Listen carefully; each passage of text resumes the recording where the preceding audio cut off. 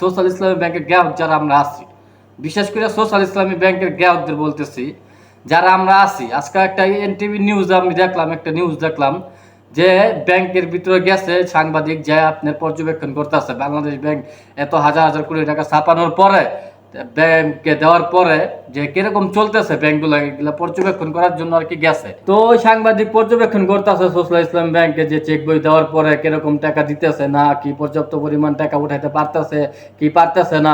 তো অনেকে টাকা উঠায় নিতেছে, কোনো সমস্যা হইতেছে না। তারপর আবার দেখলাম এক ভাই 10 লক্ষ টাকা সোশ্যাল ইসলাম ব্যাংকে জমা দিছে। তো এটা দেখার পরে খুবই খুশি হলাম যে ব্যাংকের প্রতি মানুষের আস্থা ফিরে আসতেছে সোশ্যাল ইসলাম ব্যাংকের প্রতি, ঠিক আছে।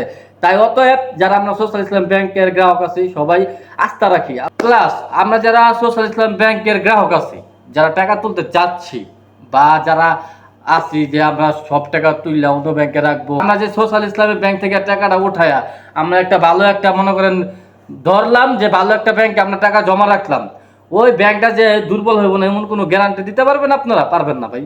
তো অতএব আমাদের প্রয়োজনে এই ব্যাংকটাকে আমরা যেভাবে হোক আমরা দাঁড়া করাতে চেষ্টা করবো আর কি, দাঁড়া করানোর যদি আমরা ব্যাংকের পাশে না দাঁড়াই ভাই, তাহলে কিন্তু দেশও ভাই অচল হয়ে যেতেছে আস্তে আস্তে, ঠিক আছে।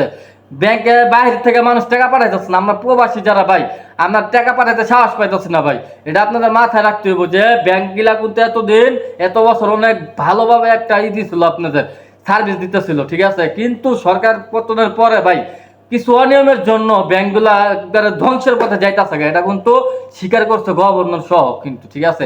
কিন্তু সেক্ষেত্রেও কিন্তু গভর্নর কিন্তু চাইছিল যে ব্যাংকে কোনো টাকা দিবে না ছাপায়, ঠিক আছে। তারপরেও কিন্তু ব্যাংক থেকে টাকা ছাপাইয়া 22,500 কোটি টাকা দেওয়া হয়েছে দুর্ব ব্যাংকে, ঠিক আছে। তারপরে কিন্তু ওনারা ভালোভাবে সার্ভিস দিতে পারতেছেন, এতটা পরিমাণ খারাপ অবস্থা হয়ে গেছে। তাই আমরা সবাই চেষ্টা করব ব্যাংকগুলোর পাশে থাকার জন্য, ঠিক আছে। ব্যাংক যদি বাঁচে দেশও বাঁচবে, ব্যাংক যদি বাঁচে দেশের অর্থনীতি বাঁচবে, ব্যাংক যদি বাঁচে দেশের মানুষ বাঁচবে, আমানতকারীরা বাঁচবে, এটা মাথায় রাখতে হবে, ঠিক আছে।